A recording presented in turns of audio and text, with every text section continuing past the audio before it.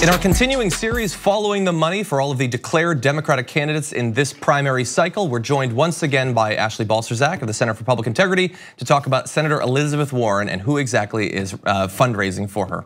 Ashley, welcome back to the show. Thanks for having me. Always good to have you here. So today, Senator Elizabeth Warren, I want to hit some of the same points so we can do sort of direct comparison as is with some of the other candidates we've talked about. But overall, her fundraising prowess, her ability to pull in money in her elections, how has she done?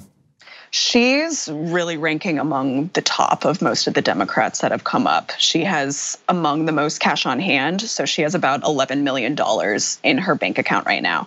And besides Bernie Sanders has both a presidential account and a Senate account, and that's like 14 million. She's really high up there.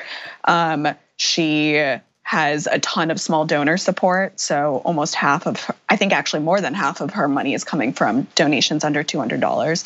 And that's a pretty high percentage. It's like below only Bernie Sanders again and Kamala Harris. So she's pretty high up there. There's a couple things you raised, points you raised there that I want to address. But so were you saying that Kamala Harris has higher than a 50% small donor contribution? Yeah, I believe she has like 75%.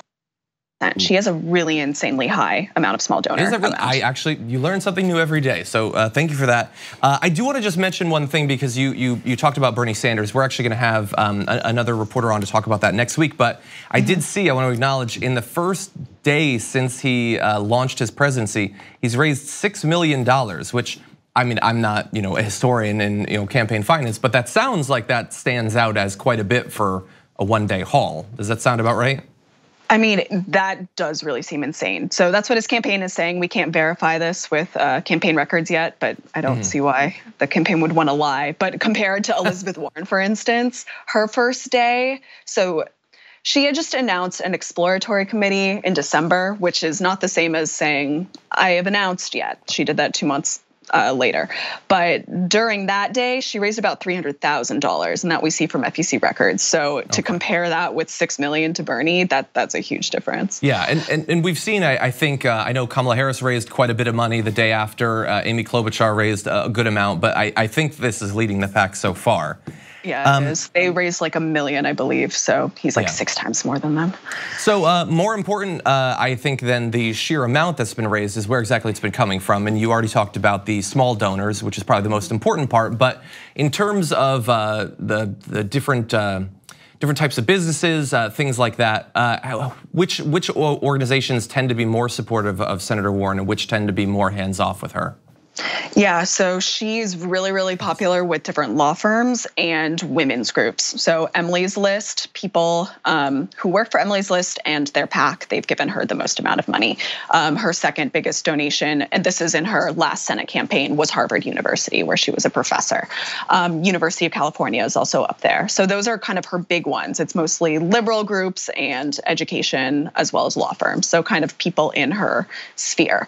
She also raised a lot of money from women. She has gotten at least half or more of her contributions came from women, which is very huge. As we reported, that's kind of like a big donor base that Democrats are trying to tap into and get more donations from. That's interesting. At least at first glance, that sounds somewhat similar to what we were saying about Amy Klobuchar, that lawyers and women as well were sort of the bigger industries, although perhaps for different reasons between the two candidates. How is she doing with donations from Wall Street? She was lower. She did get some money from Wall Street. I think it was like around, I don't want to make up a number, but it was in the thousands. And I was like, wow, I'm surprised that anyone would have wanted to give her money there. But yeah, she did get a little bit, but that's small. I mean, I think she raised, oh my goodness, how much was it? Like 25 million? No, 35 million in that 6 years. So, I mean, if you're getting a couple thousand, that's not much in the grand scheme of things. She could probably afford to lose it. So in a broader view, her sort of philosophy on campaign finance, in terms of how restrictive is she being in who she will accept money from and what is she allowing? Yeah, so her website says that she doesn't want PAC money in general. a lot of other candidates, you're seeing them say corporate PACs, and her language on the website is saying just PACs. And in the past, she's gotten quite a bit of money from labor union PACs. So we'll see if she sticks with that. She says that she doesn't want to accept any money from lobbyists as well. So we'll be following along to see if she keeps those promises. She also says she wants to get rid of Citizens United. She wants to get rid of lawmakers that can trade stocks. She doesn't want that to be a thing. She doesn't want lawmakers to then become lobbyists even after they leave at any point. Right now, there's a limit in which you have to wait a couple of years, and she says no, you should never join a lobbying firm. And she's been calling out different retired lawmakers on Twitter, so that's been interesting and pissing people off. So. Okay, so and thank you for that too, because of course, as important as it is on how they fundraise their campaign, what they would do to the system if they were to get in, also very important. So as always, Ashley, we appreciate you coming on the show and breaking down Senator Warren's finances. Yeah, thanks for having me. Thank you very much for watching this clip from the Damage Report. If you liked it, don't forget to subscribe to this channel and ring the bell on YouTube to get notifications of our new videos.